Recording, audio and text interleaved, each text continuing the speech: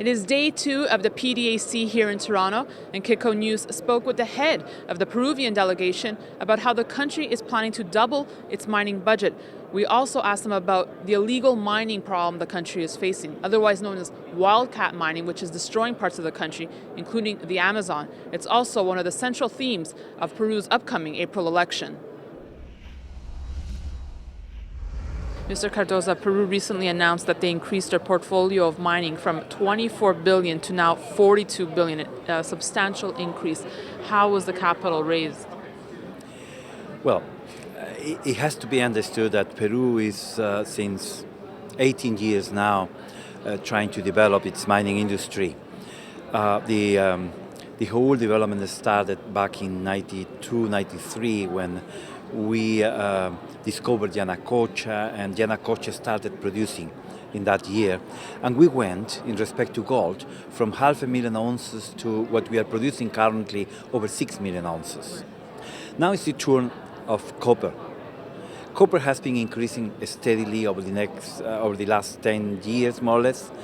However, now it's going to be a jump up in the production, and we are going from 1.2 million tons of fine gold currently to 3.5 million tons of fine copper, which is a very significant increase in production over the next 5 to 7 years. So what we're talking about is developing projects that get into production for this, and we also are increasing our expenditure in exploration. Okay, so Peru is really focusing on copper for 2011 then? Well, it's a result of the natural development of the industry in the last few years, and considering the higher prices in copper, there was more money put into copper, new projects re-evaluated or discovered, and now it came the time that all these projects will be developed. And Peru is the world's number 6 gold producer, so is it looking to maintain that status or rise up the ranks? Absolutely, and for that we need to promote exploration.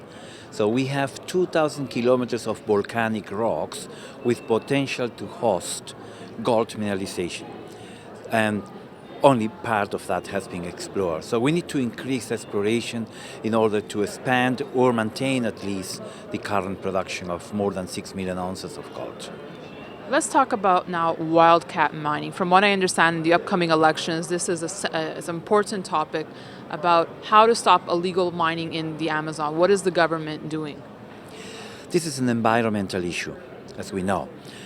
We are used to heard about companies being accused of doing environmental damage. So, but for a long time, we have been trying to attract attention to places where informal mining is taking place. It's not only the Amazon region. There are several areas in the country where this is happening, really. So it's informal mining and no one controls it. That's the problem. And there are no NGOs, no environmental entities concerned about this, huge damages. Instead of targeting companies that are always controlled, supervised permanently, not only by the government and NGOs and other institutions, but also by the local population, right? So we should be looking into what informal mining is doing to the country. And in the Amazon, in Madre de Dios, is a tremendous damage that now the government is trying to get under control. But of course, there is a reaction, because at the end, there is informal mining because there are social problems. It's just people looking for jobs.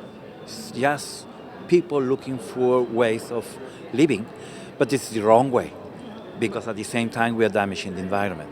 But are the sanctions tough enough right now for people who do illegal mining? There are no sanctions at all. So that's the problem. Yeah, that's the problem. That's the problem. And so there have been international efforts and local efforts to convert informal miners into artisanal miners, providing them technical advice. But you know, there are so many, there are thousands of them everywhere. It's something that you will never really achieve in a sufficient way. No. Okay, so the only way to do is to prohibit this activity. You cannot let them do this. And you have to stop them, but you have to stop also those companies that buy their metals. That's another part of the story. And everyone knows who they are, everyone can do something for it, but needs action, and action is started. And then you have a political turmoil. Stay tuned to Kitco.com for more coverage from the PDAC in Toronto. For Kitco News, I'm Daniela Cambone.